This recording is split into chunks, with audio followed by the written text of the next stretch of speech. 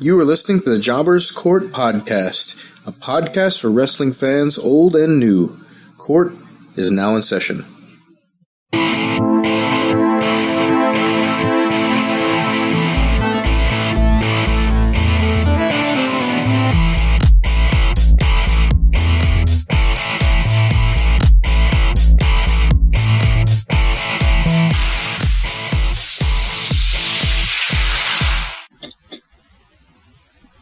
Hello and welcome back to Jobbers Court. We have a special episode tonight where myself and the round table are going to be discussing our predictions and then also talking about the Money in the Bank event in general. So before we get started, as always, I am Rasquatch, King of Jobbers Court, joined today by my normal two panelists. Well, are they really normal? But the people we usually have on the show, which is Cedric, the wise old owl of wrestling, who just did a fantastic job, by the way, live. Was it yesterday? Yeah, I think it was yesterday. You did the show, and then we also have Mr. Hulkstanding, Hulkamania, HBK, the man of 1,004 nicknames. So, welcome you guys. Hope the week's been treating you well, and are you excited about the event this weekend? Well, I was at Raw on Monday in New Orleans, and it was completely awesome. My first televised Raw, and I am so psyched for Money in the Bank now. So if you didn't catch it, go watch Raw on Hulu. You can see me in a big red shirt. Hulkamania, baby! And a little Jobbers Court sign, too, in case you can see that. So that's right, and my horribly drawn crown. Yeah, but cheap pop. Nothing wrong with that. All right. Hey. Cheap production, man. We got to get the name out somehow. Do something.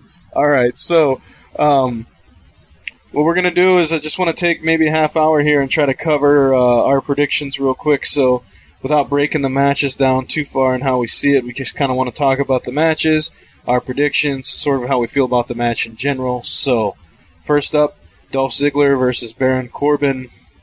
Cedric, go. Baron Corbin. All right.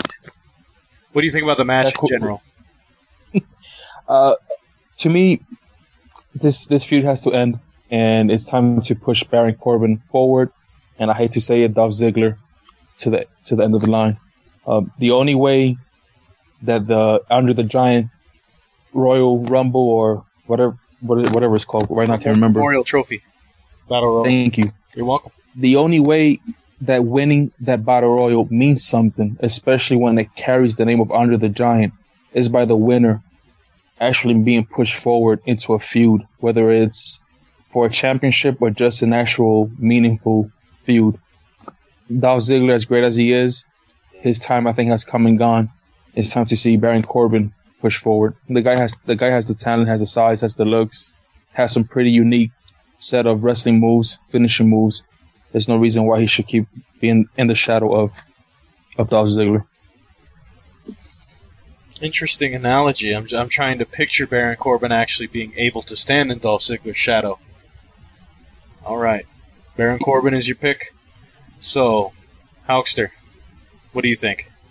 Yeah, I got to go with Baron Corbin as well. This feud's been going on a little while. And sure, there's been some entertaining moments, but it's time for the lone wolf to stride off into the night with another win in his column.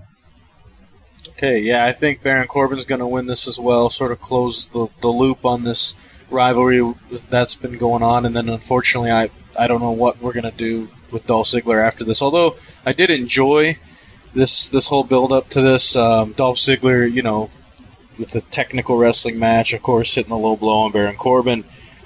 There's a lot of good things to sort of build this match up. So even though it's a pre-show, I think they did a pretty good job setting up this rivalry. So I'm looking forward to it. All right, so pre-show match number 2. It's Apollo Crews versus Sheamus. So why don't we have you start this one out, Hulkster? Who wins? What do you think of this match? Alrighty. Well, I don't want to give away too much, but before Raw on Monday, I was actually at a house show in Jackson, Mississippi, and I actually already got to see this match. I don't know if it'll be the exact same match or not, but I got to see Apollo Crews versus Sheamus, and they got some good chemistry, and it's going to be a very entertaining match at Money in the Bank. One thing to keep in mind is that Sheamus is much, much bigger than most of the guys Apollo Crews has faced in his time here on WWE main roster, as well as down in NXT. So is he going to be able to do some of those big power moves that he's known for? The spinning power bomb, the backdrop to power bomb. Is he going to be able to military press him? I don't know.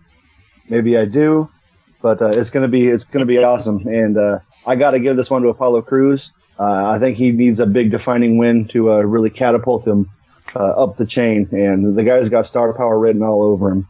May not be the best on the mic, but that'll come in time. And I'm excited to see what he does next. All right, Cedric. I have to agree with Hulk Standing. I too. No, I wasn't. I wasn't at the house show. But if the WWE is going to give any credibility to the whole new era storyline, whatever you want to call it, it's time to push these young guys into winning. And like Hulk Standing says, Sheamus, hate him, love him or hate him, the guy has size. The guy has had his victories, has had his success in the WWE. A youngster like Apollo Crews, who people know has a name in the indie circuit, definitely win over Sheamus, can catapult him forward. He's kind of been hit or miss these past few weeks, but definitely he has the charisma, he has the moveset, he has the athleticism with the body of a strong gentleman. So definitely I'll go with Apollo. Okay, I think you have to put Apollo Crews over in this match, although it kind of, doesn't look good for Sheamus as he continues to move down the card. I think Sheamus is in a good spot as sort of a gatekeeper type of guy into that mid card. So should be a good match either way you look at it, though, and I think there'll be definitely some defining good spots. I think it was on the most recent Monday Night Raw where we really saw Apollo Crews' aggressiveness and what can happen when he really gets that fire.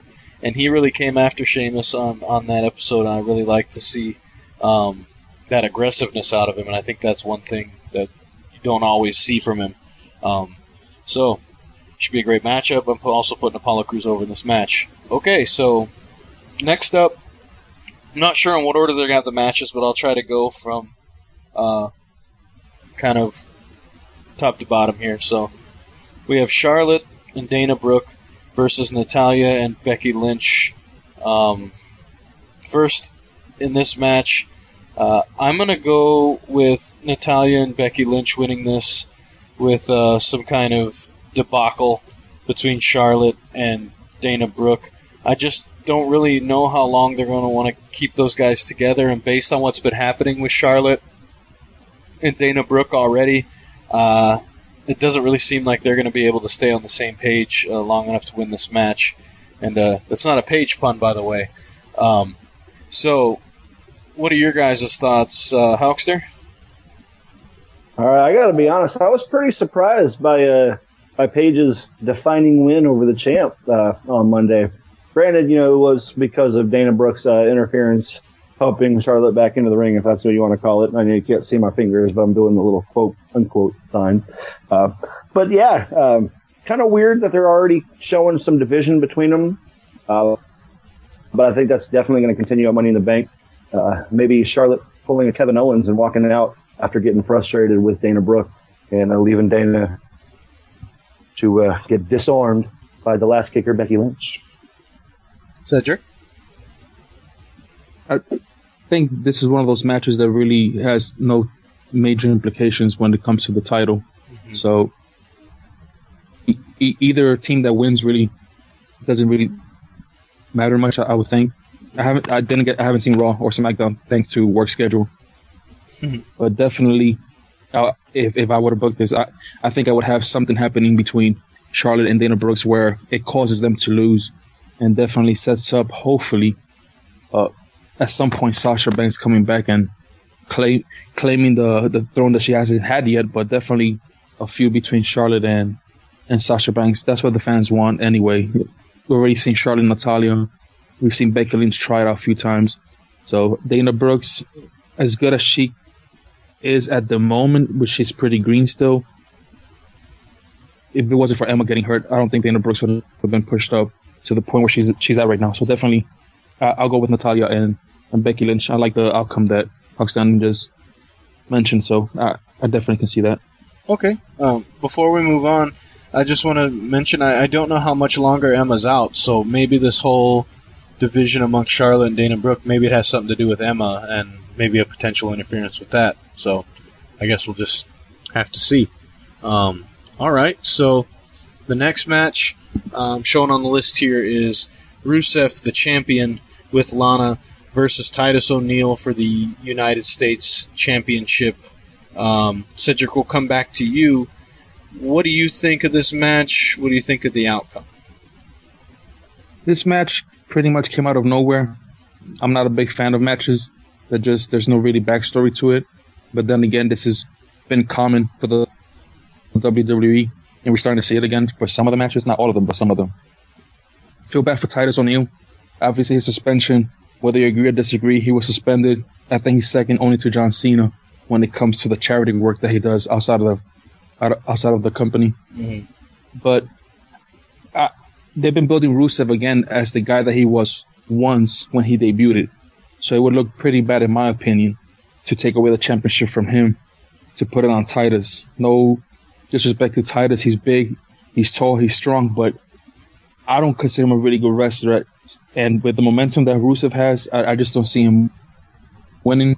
And I really don't know how that's going to affect him coming out of suspension, losing on the U.S. title match, and I don't know what's going to be for Titus O'Neil afterwards, but definitely I see Rusev winning. All right. Hulkster? All right, I'm going to slightly go in a different direction, but not entirely. I actually do kind of like the build that we've gotten so far. Titus O'Neil coming back from suspension, actually getting somewhat of a push and getting some more screen time. I do like that he's been more on the mic as well. I think him and Rusev do have some good chemistry, both big guys. But again, Titus is pretty untested as far as singles competition. I think he does have some potential. But I do agree with Cedric. I think it's too soon for Rusev to drop the belt. I like that they're going back to the Bulgarian brute that he was last time he was the United States champion. And as much as I hated seeing him beat all those American hoorah guys, it is good TV, and I want to see him with the belt more. All right. I was going to say, Cedric, if you've missed Raw and, some of the SmackDown stuff, I mean, you would miss a little bit of the build-up here with Titus O'Neil and Rusev. They've definitely been trying to touch on it at least, once during a show, whether it's Titus out doing commentary or, Rusev somehow interfering with him while he's out doing commentary. But they've definitely had interaction and have been trying to build this up. I think Rusev is going to have to win this, although Titus O'Neil has kind of gotten the upper hand on him in a lot of the exchanges, which almost writes it on the wall to me that Rusev's probably going to win this match. But I think it'd be a good thing for him to hold on to the title for a while, keep a heel champion, because otherwise, if we look at what we have right now, we need to really keep a heel champion, at least for this particular championship. So Intercontinental title, I guess The Miz holds that. He's not even defending it. But other than that, you have a tweener champion for the world title, and you have face champions for the tag title. So only makes sense. All right. Speaking of the tag team titles, we're going to have a fatal four-way tag team match for the tag team championship. The champions, the New Day, don't have champions advantage, and in fact have a huge disadvantage coming into this match, where they'll face Anderson and Gallows, Enzo and Cass, as well as the Vaudevillains. So Hulkamania, what do you think of this match? Who wins it? Oh, honestly, I think this match is pretty much up in the air. I think just about anybody has an equal chance of winning this match, especially with it being the Fatal 4-Way. I'm not sure exactly what kind of format they're going to use. If they're going to use the four corners where two people are in at a time and then tagging in whoever, or if they're going to have a member from each team in all at once. I think that would actually be pretty unique, pretty different. But we'll see what happens there. As far as the winner, man, I'd honestly like to see the New Day hanging on to it. They're really close to Brian Kendrick and Paul London's run as tag team champs, and I think I'd actually like to see them surpass that. So let's keep it on New Day. Okay, Cedric? I agree. Kind of the same reason. I'm not a big fan of the Freebird rule that they're using, but I do think that New Day, as over as they've been, it will kind of look nice to have them actually break that record. The Bob Villains, they're a good team, but they still need to keep building these guys. Enzo and Cass, as over as they are with the fans, I just don't see them. They're too green for me, especially when it comes to Enzo. And Cass, he has, as a single wrestler, I think he has a future, but right now as a tag team, I think that team needs to definitely develop much more. And the way the club has been booked since they came from NJPW or the indie circuit, definitely anyone who's seen them before, I talked about this the last podcast, anybody who's seen them before they came to the WWE, these guys can destroy any team. I don't care who you put in front of them. Right now, it wouldn't look right for them to come out as champions unless, for storyline's sake, down the road, it plays into a storyline. But for right now, it should be the New Day. Okay, I agree. I really want to see them break the tag record set by London and Kendrick. So, kind of rooting for them in this matchup. Obviously, I think all the teams are going to have a pretty strong showing in this one, but I could also see this being a big cluster. From what I understand, it's probably going to be like a four corners type thing, where you only have the two individuals in the ring and you can tag in whoever for the Fatal 4-Way. But since there is no disqualification in a Fatal 4-Way, who knows? I know it's not a tornado tag, so we'll just have to wait and see, but I guess go New Day. Okay, so next will be what is a dream matchup, AJ Styles versus John Cena. Luke Gallows and Carl Anderson are banned from ringside, but one thing to keep in mind is that perhaps Finn Balor isn't, and they were looking into potentially adding a fourth member of the club. So I'm actually going to think that AJ Styles wins this match with some type of interference via a Finn Balor or whoever else that is that they've selected to be part of the member of the club, leading to more of these type of matches down the road with John Cena and AJ Styles. Cedric, your thoughts? I agree with you. I think AJ Styles should win. It's not that. In fact, let me rephrase that. I'm going to do a Bret Hart here. I think he has to win. AJ Styles, anyone who's followed him in the indie circuit knows who he is. There's no argument there. How he's been booked since he came into the WWE, he's had some really good matches. Nobody's disputing that, but some of the losses that he's had are very questionable, especially building him as a superstar for the company. And I don't just want to see him win because somebody came in from the club, whether it's a current member or a new member. I would definitely like him to play the heel that he is playing right now and have a really strong heel win if that's possible in this match. So I definitely hope that he wins, and I'm going with him. Okay. Hawker Taker? All right. Well, I like AJ Styles as a face in WWE, but I love AJ Styles as a heel in WWE. I think his confidence is a lot higher when it comes to talking and interacting with people in the ring outside of an actual wrestling match. And the back and forth between John Cena and AJ Styles has just been tremendous so far. I can't wait to see these guys in the ring. To me, I'm 50-50 either way. I really don't care who wins this match. I just want to see the match because, truthfully, how can you not carry this feud into SummerSlam? So I like where you're going with the Finn Balor. Since they announced Nakamura versus Finn for NXT, I don't know how long he's going to stay there or if he's going to stay there a little bit longer and delay that main roster debut. Because, again, we all thought he was going to be there for Extreme Rules after dropping the title to Samoa Joe. So he may hold on a little bit longer. I do like that angle, though. But we'll see what happens. For this specific match, I'm going to give it to AJ Styles. I think he needs that first win in this feud, and we can carry it on to SummerSlam, hopefully, maybe beyond if it doesn't get too drawn out. But it's going to be good. It's going to be really good. Real good. All right. So stay with me here then and tell me your prediction for the Money in the Bank ladder match for the World Heavyweight Championship match contract.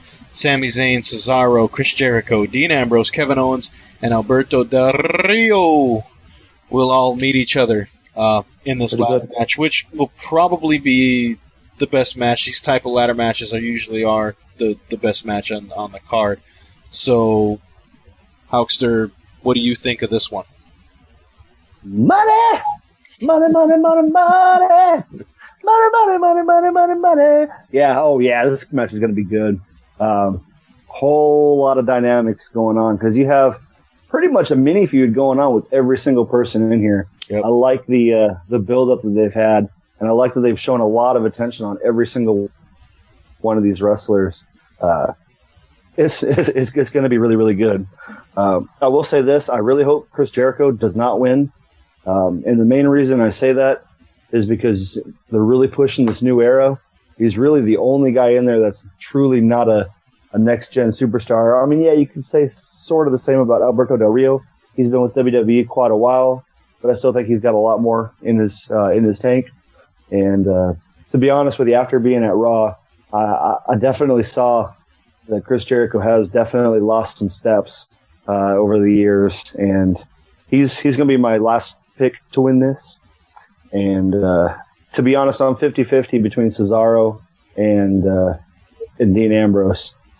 But I really like how they've kind of been foreshadowing the Shield lately. So as much as I would love to see Cesaro win it and at least get one shot at the belt, I'm gonna pick Dean Ambrose, and the reason why is going to be further explained when we get to the main event. But I'm gonna go with Dean Ambrose as the winner for the Money in the Bank. Dollar. Anyway, all right. So, Cedric. Well, that's Shane McMahon. Well, yeah, no. Remember Shane McMahon's music? It's money, money, money, and then he does the dollar. Anyway, listen to it next time. Yeah, but those are two different songs. No, it's this. Oh, the other song. So, Cedric, who wins this craziness of six people in your opinion? I hope Kevin Owens wins it. Right now, I think among the six wrestlers that we have, no one is hotter and shown more potential to carry that briefcase around in a really good heel fashion than him. I like Cesaro. I think his time hopefully will come in the WWE. Dean Ambrose, it's been so hit or miss with the guy. I think there was a time that really I would have not minded seeing him with the world champion, but that this is not the moment that I would like to see him with the championship. And Chris Jericho, even if he was the inventor of the ladder match, or the Money in the Bank ladder match, but yeah, just like Hawk Standing said, I think he's had some odd wins these past few months. He's had some odd losses. At one point, we thought he was going to be the champ, and then all of a sudden, just lost. So I don't know what's going on with him, but definitely I don't want him to win either. So Sami Zayn will have his time. So the other guy, whoever's left, Alberto Del Rio, hopefully not him. Definitely, I think Kevin Owens. I think Kevin Owens right now, great mic work, great wrestling skills, great interaction with the fans, makes matches that are crappy to look awesome. Great commentator when he does his own play-by-play commentating. And I think he will be very, very fun seeing him with the Money in the Bank briefcase, almost like a Mr. Kennedy type, where he's going to let you know at all times, I am the Money in the Bank winner. So I'll go with Kevin Owens. Okay. Well, my pick in this one is Dean Ambrose. Before I get into why, I just want to say what I liked about the setup of this whole thing is that I think every single person in this match was pinned clean at one point or another throughout this whole thing. So there's really nobody who goes in with a distinct advantage, in my opinion, except one person, and that's Dean Ambrose. And the reason I say that is because on Monday Night Raw, he left both the champion Roman Reigns and Seth Rollins laying. So, if you book something where Dean Ambrose doesn't win, then what was the point in having him do that? So if they're keeping their continuity together and they're using the Shield foreshadowing and Dean Ambrose standing looking to Money in the Bank with both Roman Reigns and Seth Rollins at his feet, why would he not win? And if he doesn't, then you just made your champion and the number one contender for the championship look kind of bad. So I'm going to say Dean Ambrose picks up the victory in this match, which will then lead us to the World Heavyweight Championship match between Roman Reigns and Seth Rollins. Let's go to you, Cedric, on your prediction. All right. I go with Roman Reigns. This, as much as the emotional side wants to pick Seth Rollins because he never did lose the championship, he had to relinquish it because of his injury. The WWE has gone through too much as to push Roman Reigns as that champion, as that dominant champion. Definitely those 2 wins over AJ Styles, as much as I disagree with them.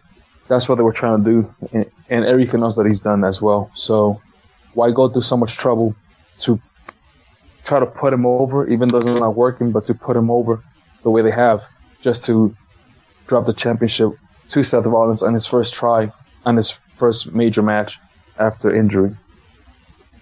That's just the way I see it now. Definitely, this match, the winner, probably the outcome probably depends a lot on who's going to win the Money in the Bank. If you guys get your pick of Dean Ambrose, that might also play into it. But definitely, I don't want to see Roman Reigns become the 4-time champion anytime soon. So keep the boat on him, keep the feud alive, and just keep pushing forward with him as your champ. Whether he stays as a face or he goes as a heel eventually, just keep pushing him forward. Okay. Hauksal, what do you think? Alrighty. Now, stay with me. Because the Hauk train, that's right, the Hauk train, is about to get crazy. Now, I picked Dean Ambrose to win the Money in the Bank. Yes, you did. In this match, his main event match, we're going to see probably the best match out of Roman Reigns that we have ever seen. And Seth Rollins is going to take it to him. He's going to come so close to winning. But at that last minute, from out of nowhere, Roman Reigns is going to hit that Superman punch.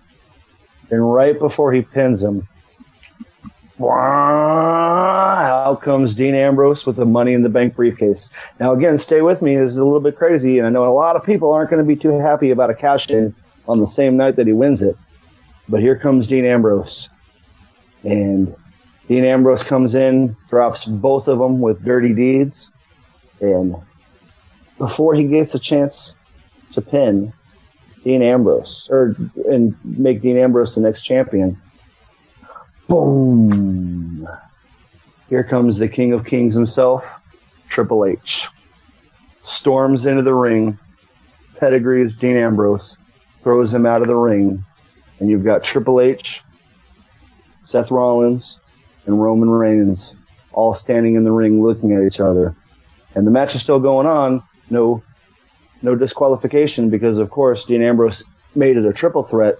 And by triple threat rules, you've got a no disqualification match.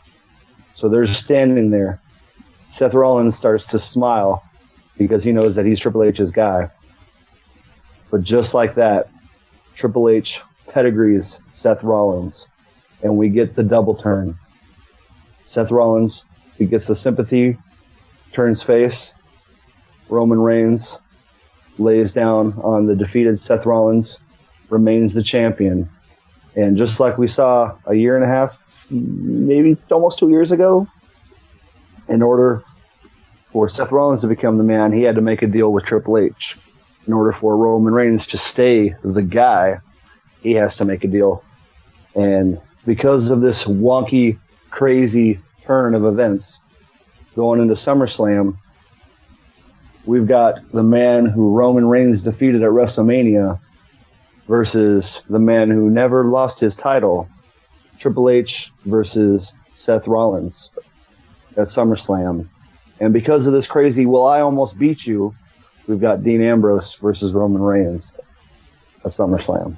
And there you go. That's my prediction for Money in the Bank. Man, here we are booking SummerSlam already. All right. A cash-in on the same night wouldn't be the first time it's happened. I think Kane did it when he won the World Heavyweight Championship. But one thing that would be different, obviously, is if that person didn't win. I don't mind your theory. Yeah, and to be honest, he's the only person I can see with a failed attempt at a cash-in that really wouldn't hurt his credibility. I think anybody else, they're going to just be thrown back into abyss. Okay. It's a tough one because I think both these guys are going to have a great match. I don't think Dean chooses now to cash in the Money in the Bank. So I'm going to say that Roman Reigns is gonna pull it out against Seth Rollins, whether it's just through his sheer will or his ability to overcome all odds, as he's shown that he's able to do, and just is just a little bit better than Seth in this particular matchup. So that's my prediction. Roman Reigns will go over Seth Rollins in this match. No real controversy, no real craziness, but Seth will find a way to make something of it to carry this forward down the road. So no matter how you look at it, though, looks like it should be a good card. We'll give our grades of these matches next week on that episode, so I'm looking forward to that as well. So since we're kind of on a Money in the Bank topic tonight, I wanted to take just a few minutes here and each of us talk about something. I'm going to throw something out there for you guys, and I want you to give me your opinion on it. So, Money in the Bank. Would you want to watch a Divas, or I guess now Women's Championship Money in the Bank? Yes or no? And why? Cedric?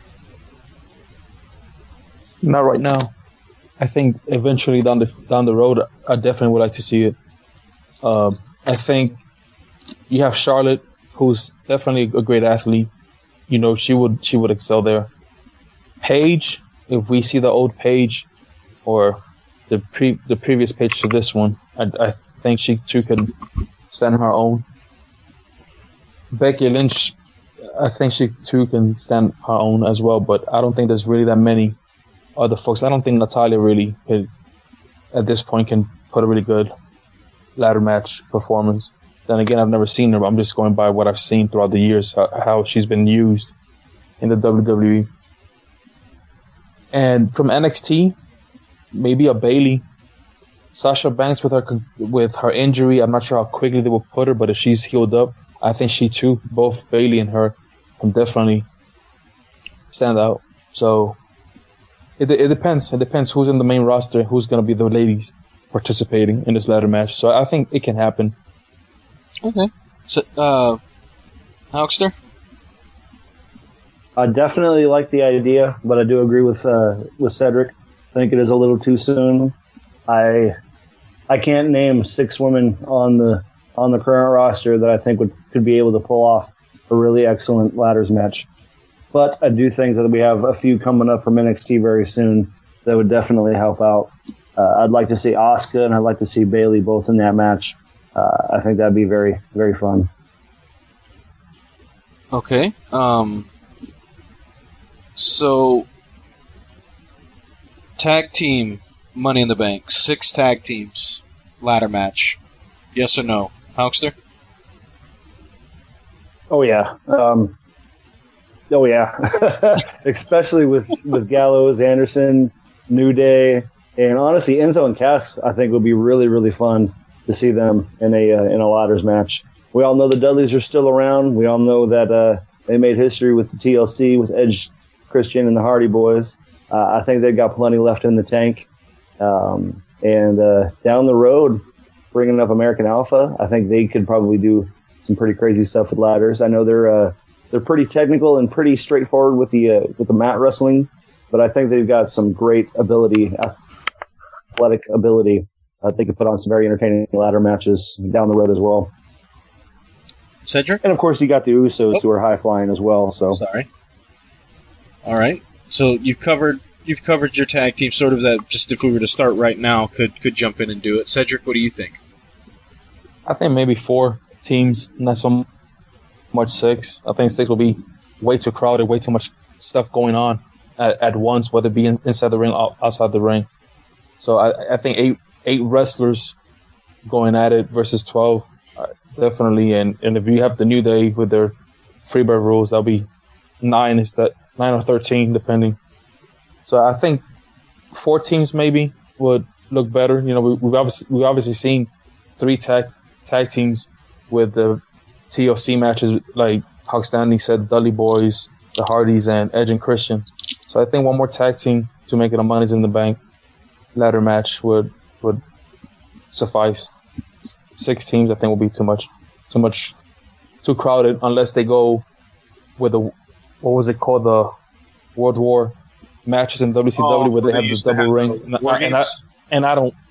War Games, and that would be something very different in the WWE, something out of the blue for many fans. I don't remember that from WCW. Love War Games. I wish to have the 6 teams, if they did something like that even though it's a lot of stuff going on, but at least there's 2 rings and not so much commotion outside and inside the ring, I think it will work. But under just 1 ring, and that's it, I think at least 4 teams will probably do it. You know, I think it's really funny that you mentioned War Games. Just Sunday, me and my buddies were watching the WWE Network for just $9.99, and we actually watched 96 and 98's War Games. And those were special matches, very, very different matches.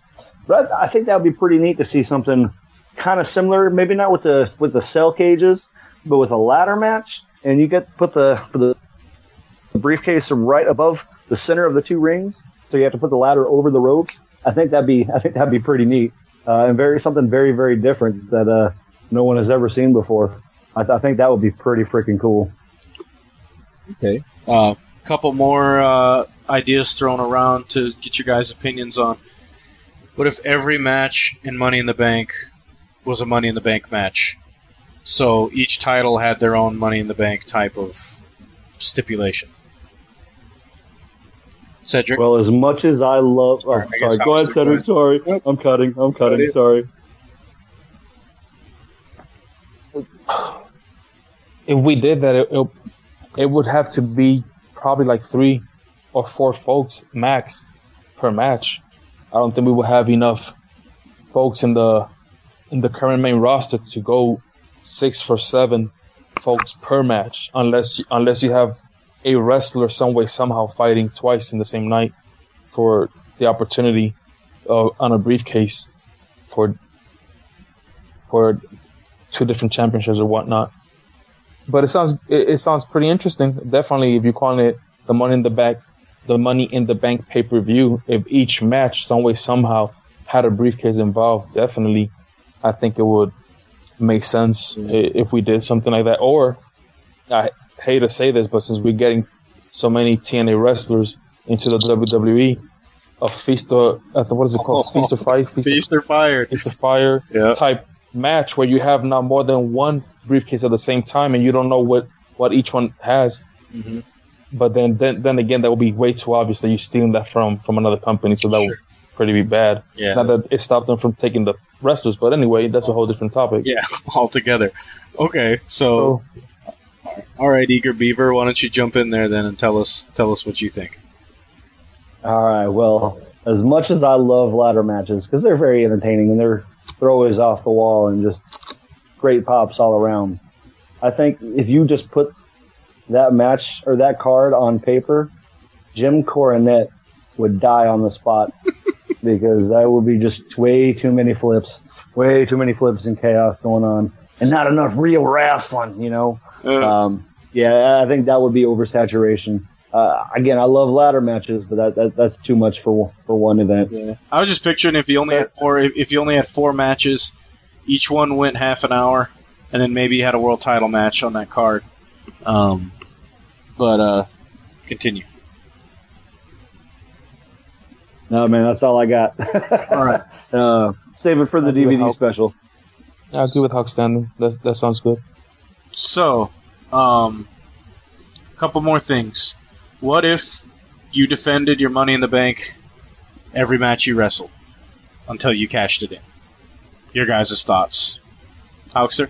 Now that I do like. I like that a lot because that adds prestige to the briefcase.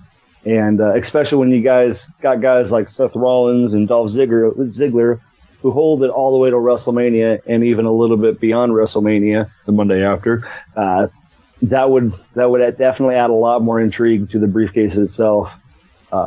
Instead of this guy being untouchable, I think that would be pretty cool. Cedric? I like the idea, but if it's too obvious that the more than one briefcase per match, more than one briefcase in a match would look too much like Feast of Fire, then definitely defending the title would just look like what the winner of G1 Climax for NJPW does. That's pretty much what that person has to do. They have to defend their title every single match from that point until they get to their version of WrestleMania, and they pretty much fight the champion, which that's another crazy thing. In their case, they know when they're going to cash in. So, but for those folks, those casual fans that don't really see anything outside of WWE, I think that would be a pretty cool thing, something different within the WWE. So it will be a good idea. I remember when Mr. Kennedy lost his briefcase to Edge, if I'm not mistaken, when they were thinking of removing him from the roster, and I was like, man, this is pretty cool if they actually were to put their briefcase on the line every single time. So it would make sense. I think it will be good for the WWE. It will be a change for them. Okay. My only concern is that it would turn into like the hardcore title. And that's what WWE would do with it, where it gets passed around so much throughout the year. I don't know. I guess that would be my only concern with this particular subject. But yeah, I see where you're going there. I was actually comparing it more to like a TV title where it's defended a lot more frequently, but instead of like the 24/7 type rule that the Hardcore Championship had. Sure. But yeah, it is an interesting idea. I'm trying to think what else there was to cover for some of these things. I think we've got the main topics and things that were thrown around as far as suggestions for future Money in the Banks. The one last thing is with the brand split happening, the Money in the Bank is good for either world title. Yes or no? What do you guys think? Well, I think that just depends on whether or not we're going to get another world title. Have they already said something and I missed it? It kind of was roundaboutly mentioned. I think it was either, I think Booker T had said something about it not too long ago about there being two titles again.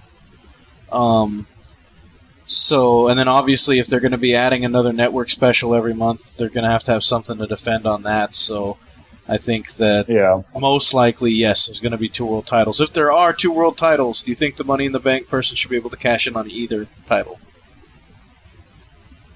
Well, if you're going to have just one Money in the Bank, I like it because it kind of goes back to the previous brand split where the Royal Rumble winner could pick either champion. So I think that'd be pretty interesting. I think it'd be even cooler if we went to 8 people instead of 6. And you get 4 from each show, and that'd be pretty neat. Okay. Cedric, what do you think? It would depend on just look at the scenario that Mr. Huxton is pointing out. If you have 4 and 4 representing Raw, 4 representing SmackDown, I think whoever wins should stay within their company or their branch, because they're talking about exclusive wrestlers per branch. If obviously you take the title from the Raw title and you bring it to SmackDown, now you have 2 champions on SmackDown. So we would just be repeating history again. And those of us that remember how the last brand split happened and everything that happened within it, it would just be doing the same thing again. It'll be best to see something different. And if we're going to have a Money in the Bank match for Raw and then one for SmackDown, then I think each person, each winner, should stay within their own branch, because then all of a sudden you're just gonna have just what's the point of a branch split if you're gonna have people just moving all over again eventually? So Sure. just let this idea work for a little while before you start bringing past storylines or stories too soon. Just let the brand split actually work. You know, you're advertising it as exclusive wrestlers per show. Then each wrestler who wins should have a feud and challenge the person that represents that show as the champion. That's just my opinion. Okay. Here's an idea to throw out there. Well, I was going to say, but before you go, I was going to say one thing I wanted to touch on was I like what both of you have said. What I picture is I like the paranoia that would be going on with champions in both brands. Because you could never be too careful, because you just never know. It could be either show, could be at any pay-per-view, could be at any event. Like this person could come in and cash in. I think I would like the dynamic of the paranoia that the champions would have, not knowing what show, when, how it's going to happen, all those types of things. So I kind of like the idea of maybe the Money in the Bank person, them and them only, being able to sort of flip-flop from one show to the other if need be. But go ahead. No, I agree with you. I do like the paranoia, look behind your back kind of feeling. But if we were to go with Cedric's concept and stay mutually exclusive, let's give Money in the Bank to SmackDown, and let's give the Elimination Chamber to Raw. And so you have both of those. Winner of the Elimination Chamber gets a number one contenders match, and Money in the Bank keeps rolling on as is. Okay. Because I miss the Elimination Chambers. Those were fun. Yeah. Are they not doing those now? Well, I mean, it doesn't have its dedicated pay-per-view like it used to back in the day. So I think I'd like to see that come back and be more of a regular thing. Oh, okay. Because I know they did it last year, didn't they? That's the one that Ryback won the Intercontinental title, was it Elimination Chamber? So I think. Yeah, but I'm going for the big belt, man. The big kahuna. All right. So I think we've beat this horse enough here, just talking about the Money in the Bank event. So let's get into the other things we like to do. Cedric, this was your pick, so why don't you tell us about the matches you selected, and then me and the Hulkster will break down our thoughts, and you can add on to that. Well, the match that I selected was the G1 Climax 23 finals between Hiroshi Tanahashi and Kazuyori Shibata. Anybody that knows who these two guys are understands why I like this match, but for those who don't, these two, and also including Shinsuke Nakamura, were pretty much called the Three Musketeers, the Fighting Spirit Three Musketeers, or the next coming of the Three Musketeers. The first three were Shinga Hashimoto, Masahiro Shono, and Keiji Muto, which these guys started in Puerto Rico, which is amazing to even think this. And they pretty much represented Japanese wrestling or New Japan Pro Wrestling as the top three. So the next three were supposed to take over. And Shibata, pretty much, when he saw the company wasn't doing too well, he left. So you can imagine the tension, pretty much the emotion, the negative emotion towards him. So when he came back, any fight that these guys had were just instant classic. And this is one of those matches that, to me, it's just, from the moment it started, it was just an instant classic. Even without seeing who won, even before the match even started, it was already an instant classic in my mind, because I knew what both wrestlers were going to bring to the table or to the wrestling ring. And there's a reason why they call Tanahashi once in a century, because he pretty much, for them, he is for New Japan what many of us have thought Shawn Michaels was for the WWE, but definitely this man is one of those once in a lifetime type talents, and that's why he goes by once in a century. Okay, so Hulkster, you want to break down this match and give your thoughts about it? Alrighty. Well, again, as someone who's not truly invested quite yet in New Japan, this might be the match that will really get you into Japanese wrestling if you're not a fan already. Tanahashi, man. I don't know if I'm saying that right. It's Tanahashi or Tanahashi, but the dude is a straight up rock star, man. He's built and he's got that just superhero type look to him. I really enjoy watching him. And I've seen a couple of his matches before, but this match was nuts. And Shibata, man, nothing against him either, because he's a hard-nosed son of a gun as well. One thing that stood out to me in this match is the spirit of competition. And we really don't get to see that a lot in WWE, and really not even in TNA either. ROH, we get to see a little bit more of it, but New Japan is the place to go if you really want to suspend your disbelief that pro wrestling is a predetermined product. This match itself really just put the nail in the coffin as far as true spirit of competition.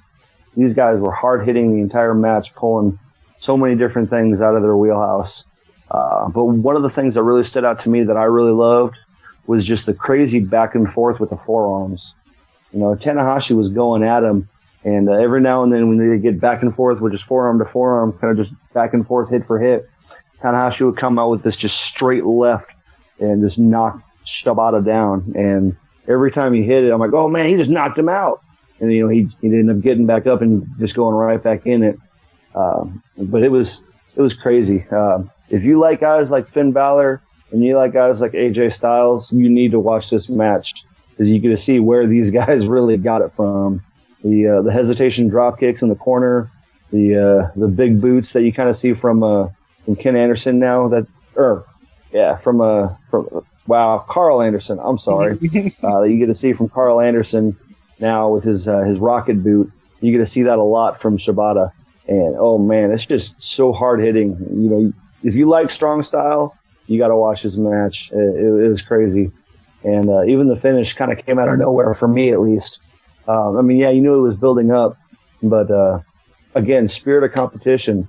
That pinfall doesn't always have to come from a finishing move. You know, it can come from just about any move, and that's what I really loved about this match, is that throughout the entire match, it was anybody's game, and I really enjoyed it. It was a great pick, great match, Cedric.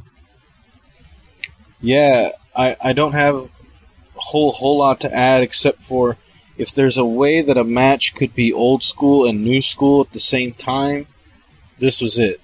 There was something in it, the physicality that both of these men displayed during this match that really drew me into it. I know, like, watching it, you're looking at this and you're watching how stiff, you know, both guys are hitting the shots and that they're working. You're kind of glad it wasn't a really, really long match, because I think, you know, right at 15 minutes was the right amount of time for a match like this because of the physicality that was in it. I loved it, especially like I said, the actual feel of it being a sport again. The actual feel of this type of wrestling is great. Pacing was good, and we know both these guys can fly around if they really wanted to, but the pace wasn't too fast. They took the time. There's a lot of... I usually talk about the psychology in wrestling.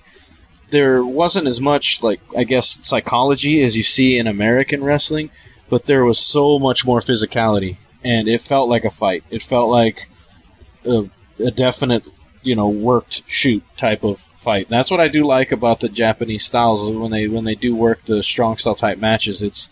I'm sure those guys are feeling that afterward, and I'm sure that, you know, they have to go in the back and go, wow, thanks, but no thanks to those type of matches, you know, a lot of times. But then this is probably a very common thing for these guys to work like that, though. So I know recently listened to Gallows and Anderson on the Jericho podcast, and they would talk about how guys would want to work strong style with them all the time, and they'd be like, no, like, we're good. Like, we'll work it every once in a while. But for guys, you know, like I've seen, like Nakamura, Tanahashi, And Shibata, like these guys, every match you see, that is the style that they work. So, great match, great pick.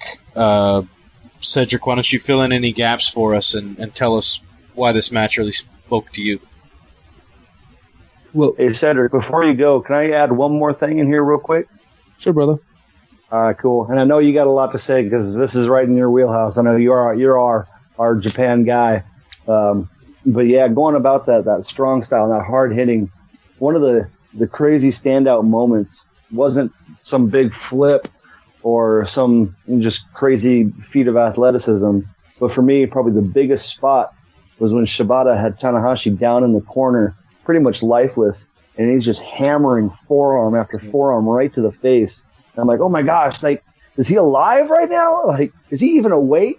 It was just so crazy that, oh man, it was just so good to watch. I loved it. And then coming back from that, it just speaks volumes to the tenacity and the true grit and toughness that these Japanese wrestlers really have. And just great pick. Great pick. All right. Now go, Cedric. Sorry. But thank you. It's all right. Thanks, man. The funny thing about this is that this match pretty much continues our theme of Money in the Bank, but the G1 Climax was pretty much is New Japan's pro wrestling version of Money in the Bank. Mm-hmm. So they kind of wanted to tie it together with that. I'm not sure about the psychology portion of it. Maybe I need to study up a little bit more in the psychology of wrestling, but definitely there was emotion in this match. Like I said, for those that know the history behind these two and why there was hatred, true hatred between them, it was because of Shibata being seen as the guy who betrayed the company to go to another company to try the MMA. Love the shoot fighting style that he has. His wardrobe or his outfit, whatever you want to call it, it kind of reminds me of the back in the day Ken Shamrock and Frank Shamrock. That's pretty much the same look that they had when they came to their matches. So definitely, I could appreciate the wrestling that they had, and not just the predetermined, but almost like a collegiate type wrestling, jiu-jitsu type style at one point where they were just like for 10, 15 seconds, they were trying to get the upper hand from each other, and none of them eventually did. The hesitation drop kick, how in the world did Tanahashi kept fighting after that? That's another thing that for me stood out. The first slap that Shibata gave him, then returned by Tanahashi, just amazing. You could just see the emotion on these guys, and the sell of it, it was different. You have a guy that is getting hammered with elbows and forearms to the face in a corner, how Tanahashi was, and you see him dropping, and then all of a sudden that warrior spirit comes out. He just yells at Shibata, and then all of a sudden he gets hit even harder. Same thing happened when Shibata had him in the figure 4 leg lock. You could see him in the agony and the pain, but then all of a sudden Shibata's taunting him, like, slap me, come here, slap me, and then all of a sudden they just start slapping each other before Shibata cranks the figure 4 leg lock again, and you see Tanahashi drop. Just like you said, Rasquash, those who know Tanahashi, he's a high flyer. But he only attempted the high fly flow once, and everybody knows that eventually he tries it towards the outside. He tried it once before Shibata countered it with the knees. So it's nice to see a guy that is either can do the ground game as well as the high flying style. And there's just a lot of emotion, just the fan reaction. That's another thing for me. You could tell them they ate up every moment of it. They would stay quiet, but then they would start clapping every moment. Very different from here in the US. I might not understand Japanese, but the commentators had me going as well. Yeah, it was almost like so excited. Yeah, it was like the Mauro Ranello of Japan, because I'm like, I don't understand what you're saying, sir, but good on you. I like it. And the headbutt that Tanahashi gives Shibata at one point, and Shibata returns it back to him. It's just the strong style. I'm in love with strong style wrestling. But in Japan, in New Japan, you can see it all. You can see the American style with the Americans that come to New Japan. You can see European style. You can see high flyers. You can see strong style. It's a good company. And the end, like how Standing said, everybody knows that after the soccer kick, which was a solid soccer kick, comes the go to sleep, or the GTS that Shibata does. And to see him just turn it around into a small package, it was an amazing into the match, and anytime these two face each other, it's just an emotional match, and just emotional between them two. I've seen them go longer than this, and I've seen the guys in the outside come in with the ice packs, put the ice packs in the bag, have to help them both to walk towards the back lockers, and then they'll give an interview afterwards, a post interview, while they're all sweaty, hurting, whatnot, and just so much emotion between them two. And I just like New Japan, as you guys can tell, but really good match. Yeah, I got a question for you, Cedric.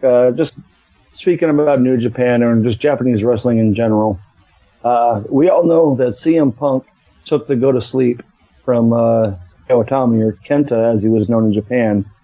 But this is like, again, I'm somewhat new to Shibata's wrestling, but seeing him use the go to sleep, is that more of a common move over there, like kind of like a power bomb is over here, or is that something that I guess kind of like the pedigree being passed down, or the cutter, I guess?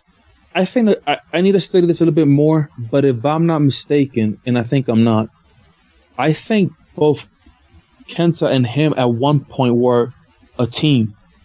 So with him coming here to the WWE or NXT, that might have been one of those, like, respectfully honoring, your time here. He probably does that move more as an honoring type thing for Kenta, but I can look that up. But I think they were once a team, because you don't normally see, at least I haven't seen too many wrestlers using the same finishing move, unless it's one of those things where, hey, I pass this on to you. Because I'm pretty sure if Kenta was still there, it would probably be him doing the GTS, or as the innovator, obviously, it will be him doing it. Maybe Shibata will be doing one of his other finishing moves that he has. But to me, the reason he does it is because of that. Okay. And yeah, that was just one thing. I was like, wait a second.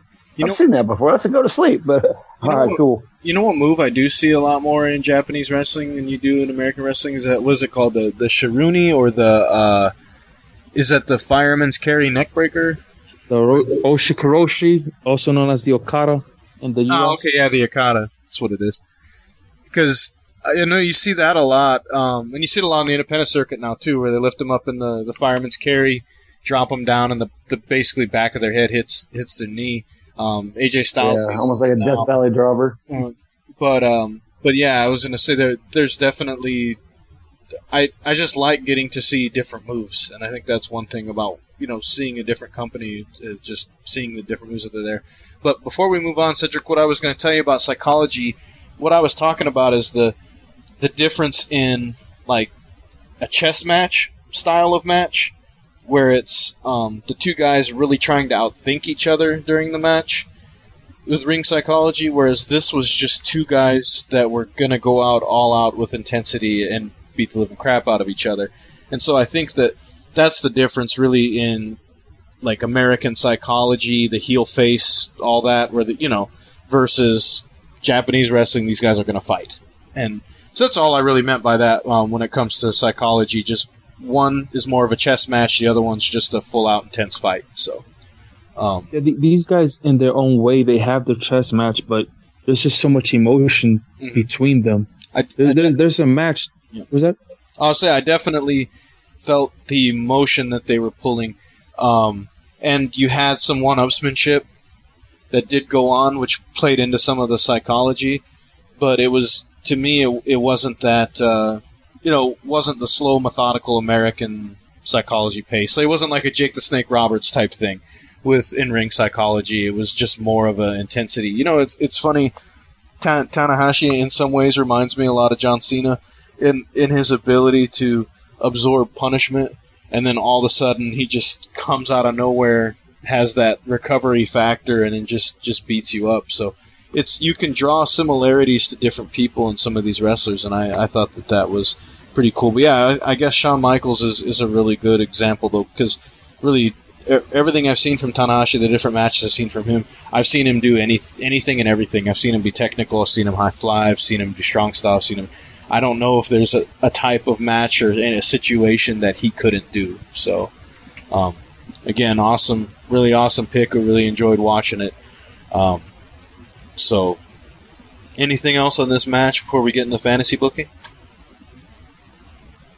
Great pick. Huck Standing. I looked it up, and yes, he adopted the GTS from Kenta when Kenta left. All right, cool, good deal. And yeah, like I said, he's a rock star, man. And you know, if people were afraid of losing Shinsuke Nakamura and losing that high charisma guy, like no, you still got Tanahashi, man. He's a killer. Okay, well, Hulkster, do you want to talk to us about this should be our last first round matchup for the fantasy booking, correct? Yes. And who do we have this week? Alrighty. Let me go ahead and pull up my handy dandy notebook, and we'll get right to it. So I'm sorry. I know who we're supposed to be doing, but I'm sorry. I'm spacing. I lost my research pad. So I'm gonna say I'm sorry. I failed y'all, and go ahead and give me who we got. It's okay. So I think somebody shrunk your head. It's the Headshrinkers versus the Usos. Battle of the Blood. So why don't you? We'll start with the Usos first. If you can remember them long enough without your handy dandy notebook. Why don't you break down the Usos? I just don't know where that voice came from. Anyway, that's Steve from Blue's Clues, but when he's like 80. Well, I was thinking it was starting to get into the realm of the old creepy guy from Family Guy, but anyway, so why don't you tell us about the Usos and what you think of them as a tag team? Go ahead and start us out, Huckster. Now that I'm back from my basement, I'll go ahead and tell you all about it. Sorry. Yeah, man. Usos definitely have that Samoan heritage, and they're definitely carrying on the family name, Umaga, Rikishi, the Headshrinkers, and man, it's almost kind of sad to see where they've come, or to see where they are now as opposed to where they were. Every time they come out, they still do have a good face pop, and they are still very high energetic. But they kind of have lost a step over the years. Maybe that's just oversaturation. I don't know. But the guys are a really good team. They know how to work a crowd, and they can pretty much do anything as well. They can work a good technical wrestling match. They can throw out some submissions. They can do some hard hitting kicks, some hard hitting elbows, some hard hitting clotheslines. And of course, you know, they got the Uso crazy high flying action. But I like them. Former WWE champions. I think they're 2-time champions. They may be 3-time, but 2-time. But yeah, they are very entertaining, and I could see them staying in wrestling for a long, long time. And whenever Naomi, Trinity, and Uso have their babies, I'm pretty sure they'll be wrestlers as well. Okay. It's an excellent observation. I guess I never put 2 and 2 together, those guys having kids yet, but that would be something. Would they would probably be a lot like The Rock then, right? The babies, because they would be Samoan and African American. Something to think about. Possibly, but nobody is The Rock, man. The Rock is a transcendent human being. So we'll see. I mean, you know, he's something. You never know what's going to come down the road, but that baby is definitely going to have the bloodline. But we digress. Let's get back to the action, boys. That's fine, because I was always a Stone Cold guy anyway. All right, Cedric, go ahead. A different type of action. Alrighty. So we got Jonathan and Joshua. Jimmy and Jay. Yeah. Usos. They don't go by Jonathan and Joshua. I don't think it will be the same. Uso brothers, Fatu twins, Fatu brothers, Samoan soldiers. 6'3", 6'2", 480. So solid. 2 solid young men. And at one point managed by Tamina. Also family, and Naomi, as you guys have mentioned, married to, if I'm not mistaken, Jimmy, right? Yes. Or Jay. I think hopefully. I think it's Jimmy, Jimmy, right? Yeah, I think it's Jimmy. Well, hopefully she's not as confused to who she's married like I am right now. Hopefully she knows. She should. God, but anyway, I hate twins. Continue. But when they started, I think I enjoyed them when they started as heels more than when they transitioned as faces. I think Outstanding brought up a good point when he said possible oversaturation. I think at one point that was one of our big. I think when we started this podcast, that was one of the complaints that we had, that we were just seeing way too much of the Usos and pretty much feuding with the same folks way too long for no particular reason. But that put aside, they honor their previous family members that also wrestle with different moves. Umaga, Yokozuna, their own dad Rikishi, and so they have a not so much broader, but some strong moves is what I'm trying to say, that honor these gentlemen, but they also are very athletic and high flying for their size, which also is a really positive thing towards them, especially when they transition from being a heel team to a face team. Obviously gets more pop from and more reaction from the audience. With time, I think they've probably lost a little bit of their energy or their hard hitting and some steps. We have seen a few botches with their athletic moves or their high flying moves and whatnot, and they've gotten hurt. But for the most part, they're pretty quick, pretty strong team. Have good chemistry, being brothers. Definitely that probably helps, and definitely liked a lot by the younger crowd because they do have that flavor. They remind you of the youngsters. With the hip hop moves and look and everything. So a pretty good tag team. It's a pity that I think somewhere they got lost in translation when it came to the book and the stories, but they still are a good team that could once again be, champions, and no one should really get upset about that, especially if they have a change in style or at least go from face back to heels. I could see them as a really strong heel team, but they're also still a pretty good face team as it is. Although they've been booed, especially when they're with Roman Reigns, they kind of get booed, or when they fight a heel team liked more by the fans. So you never know. We've seen some pretty aggressive side of them as well. So that's a good team. Yeah, if it was just on ring work alone and presence on, I mean, they're a pretty good tag team. They do some good double team moves. They have a good double team finish. All those types of things that are put into it. I think that they kind of get a bad rap. Now, one problem I kind of have with them, and I mentioned it with Enzo and Cass too, is they're very formulatic in their wrestling. Their matches seem to kind of go the same way each time, and so they sort of have this built-in formula, so you know what you're going to see, a lot of times when you watch them. So I guess that's my only real knock on them as a tag team.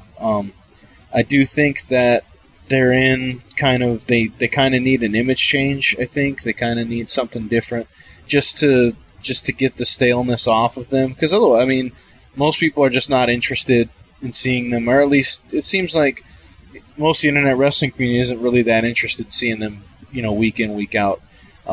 So maybe something like that would help them. But overall, obviously, chemistry's good. Tag team moves are good.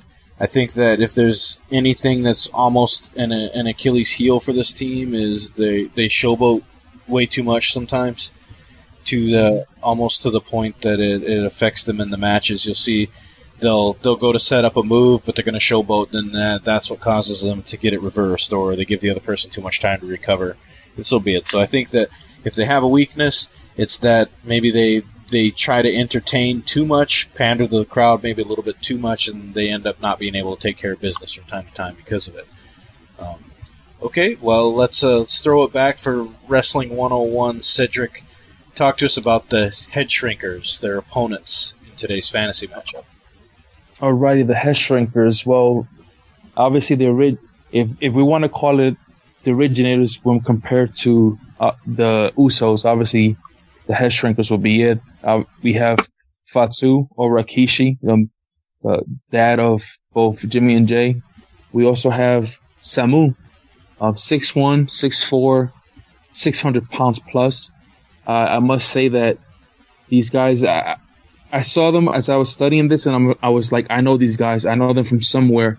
And sure enough, the Tahitian Warriors, Samoan SWAT team. When I was in Puerto Rico, and I was really getting into wrestling, because when I was in the U.S. as a kid, wrestling for me was the little kid, the Hulkster, the cartoons, the Ultimate Warrior. But when I really started getting into wrestling was when I was in Puerto Rico, and I'm happy to say that the Samoan SWAT team debuted in Puerto Rico as a tag team. So before they were the Headshrinkers in the WWE, they were the Samoan SWAT team in Puerto Rico. That's where they started. And they also won by the Tahitian Warriors when they came back a second time around to the WWC in Puerto Rico. They've held 9 titles in 5 organizations, twice in Puerto Rico, once in the WWF. These guys, again, they debuted in 1988 as the Samoan SWAT team. They were former members to the Headshrinkers, or the Tahitian Warriors. We had Kokina, also known as Yokozuna, Alofa, Sion, which I did not even know this, the Barbarian. Yeah, the Barbarian. I knew him as the Barbarian, and I was surprised. He was also one of the guys that teamed with the. I think it was more with Samu. I don't think it was so much with Rikishi, although they did get to fight as a tag team as well. So you never knew, once he was introduced into the team, you never knew which combination of 3 you were going to get.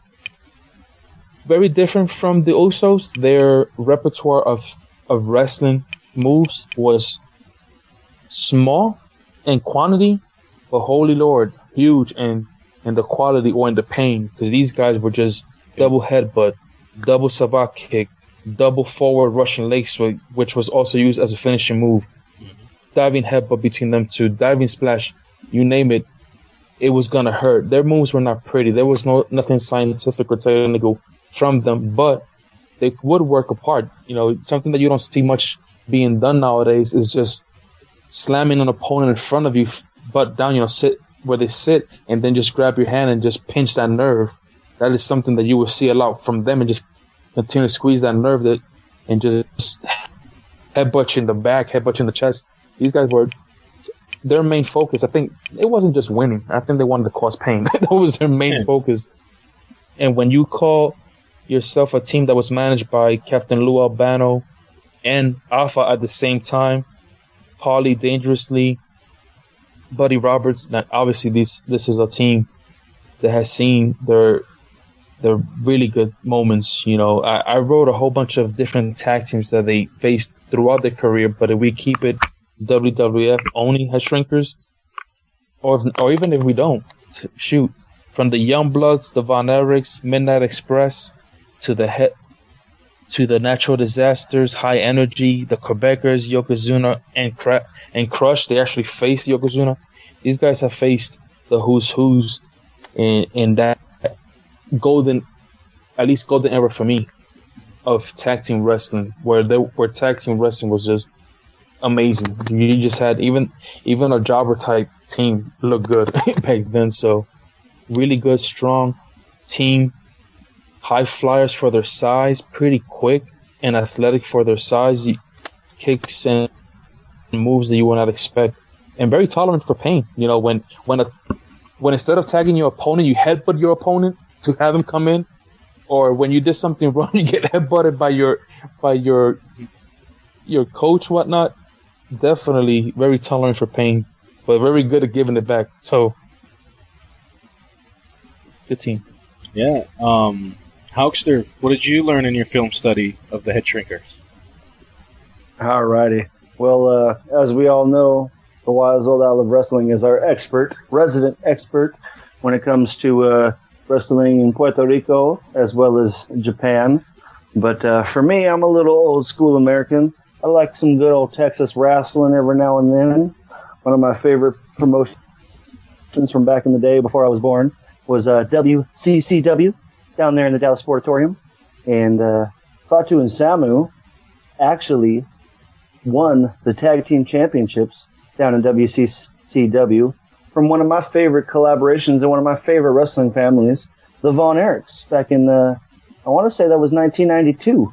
And if you can beat the Von Erichs for the tag team championships, man, you're doing something right. But yeah, these guys were excellent. Very very unorthodox, especially for their size. But man, they would beat you up with headbutts and just tear you apart. One of my favorite moves, I'm pretty sure it was Fatu Rikishi that did this, was the Samoan Stunner. I think it's also known as the Hawaiian Crush. But basically, it's a fireman's carry into a cutter or into a stunner, and that's one of my favorite moves, man. When I was a little kid and pretending I was a wrestler downstairs in the basement on a bunch of mattresses, I would repeat this move because it was just such an awesome move. But yeah, man, they've won championships all over. Had a good run as both the Samoan SWAT team and as the Headshrinkers, and yeah, you definitely got to give it to the old guys. They kick some butt. Trained by Afa and Sika. Well, I think interestingly enough, obviously they were basically just the next generation of the Wild Samoans, and then you had. I think they even debuted as the new Wild Samoans, didn't they? They did in the WW, or maybe it was WCW. I just know one of those they actually came in. They were the new Wild Samoans for a very, very brief period of time. It's a darn shame that Samu had to eat some bad fish and get a disease, which is he was recovering from injury, but the kayfabe reason he was removed from the tag team in the 90s is because, well, they said that he ate bad fish and got a disease. So that's kind of what caused them to break up them for a minute, and then they brought in the Barbarian, who was the only one who was actually not a Samoan. He's Tongan, so kind of an interesting thing there. But for me, the main thing with the Headshrinkers, the first match I watched them when I was doing my film study just told it all. It was the one where they faced Yokozuna and Crush, and that match starts, and what do these two crazy bastards do? They turn to each other, start beating the hell out of one another before they turn to Yokozuna and Crush, and then proceed to beat them the hell out of the ring. It was great. They just looked at each other, started throwing punches and headbutts, and then they just turned around. Their opponents are stunned, and then they just beat them completely out of the ring. It was great. And that tells it all when you want to talk about the style that these guys had and what they could do in the ring. I remember them particularly because this was sort of when I was getting into wrestling in that early 90s time frame, and I was really starting to remember teams and stuff back then. So yeah, but Samu and Fatu were always one of those things where they were just nasty. Their offense was just bad. I mean, it's also where I learned that you can't hurt them with headbutts. You can't hurt Samoans with headbutts. You don't do that. You don't hit them in the head. You don't do that because that's bad too. You'll hurt your fist. You'll hurt your heads. Just leave their head alone. If you could attack their body, do that, or their legs. Yeah, I really like these guys. I love their brutality for that time, and they really brought that heelish intensity and just being vile to their matches, which I really enjoyed. Them as faces, not so much. Didn't care much. I saw a couple matches with them where they really worked face, and it just really didn't do it for me. But them as the brutal, just vile heels, the fantastic tag team. So, the question I have for you gentlemen then, who wins? The Usos or the Headshrinkers? Hoekster, who you got? Alrighty. Well, Jimmy and Jay Uso may be the sons of Rikishi Fatu. Headshrinkers Fatu. This is before he became Rikishi, or became known as Rikishi. But they may be his sons, and he may have taught them all they know. But I don't think he taught them everything he knew or knows. And when you're talking about a face-heel dynamic, obviously you got to give it to the Usos as the faces, the Headshrinkers as the heels. And even though, yeah, the Usos do have a little bit more high-flying ability, and they definitely have the speed, to me, this is a very one-sided slobber knocker. I got to give it to the Headshrinkers. I think they're just going to tear those boys apart, and Daddy going to take them behind the woodshed after the match. Maybe during the match. All right. How dare you think you can whip me, boy? I am your daddy. I brought you into this world. I'm going to take you out. And that's basically how I see this match going. What do you think of this matchup? To me, the way I see it, it will be one of those matches where I could probably see the Usos having the upper hand early on by doing, like I said, they have a repertoire of moves that is just a lot. You know, if when you compare the moveset that the Headshrinkers had with the moveset that the Usos have, they just have so many moves. And you said it yourself, you know, whether it's single or as a tag team, they have a lot of moves. So I could see them going at it with them, because you in the Headshrinkers matches, they had moments where they were down. Mm-hmm. But at the same time, I just think they were just hard. It was difficult to really truly hurt them. And I don't think the Usos had the strength that these two gentlemen had in their peak as a tag team. So I could see them trying to use their speed, trying to use all their movesets, trying to keep them guessing.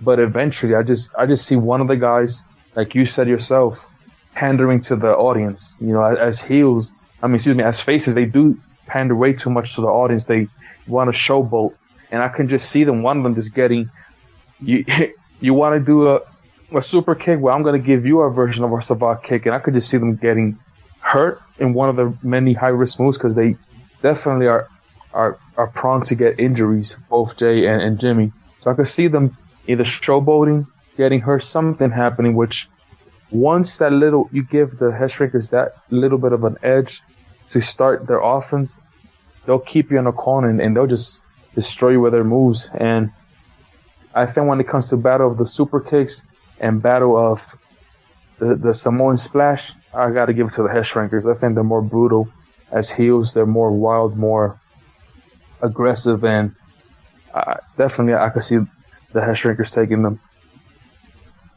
Yeah, I looked at this as being the Usos are going to come out, they're going to have that high energy, but this match comes down to gas at the end of the day. I don't think the Usos are going to have enough gas in the tank to maintain the speed, to maintain the intensity that they need throughout this match in order to really handle them. The Headshrinkers showed that, you know, I've never really seen a team out-muscle them. I've seen teams outsmart them before, but I think that the flaw, again, with the Usos is going to be that they're going to try to get cute at one point during the match, and then that's going to be the turning point, and then from then on, they're just going to get smothered with offense, and I don't see the Headshrinkers letting up on them at all, and I think that they're going to use their brutal style of offense to just dismantle them, and I think it's going to be a clean sweep for us to take the Headshrinkers into the next round. So, we've covered that. We've covered all of our topics, so only question I really have left now is what's next for the fantasy booking? We should be starting round 2, so let's go back to the beginning. Who do we have on the list to face each other next week? Alrighty, if we start all the way from our first tag team that we talked about, we will be looking at the Hart Foundation versus the Midnight Rockers. Wow.